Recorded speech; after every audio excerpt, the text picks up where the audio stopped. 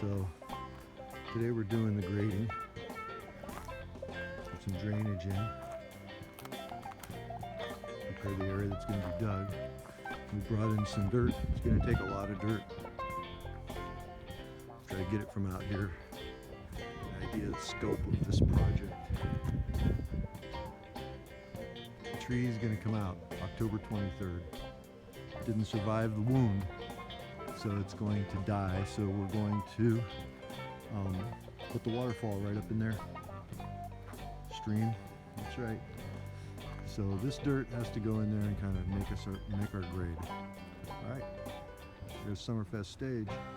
Then that's going to happen is the tree has to come out because it's not going to survive this wound. So we're going to cut the tree, but I'm going to cut it like right there because I see an eagle's wing in flight and another one out this way, and then the head pointing downward.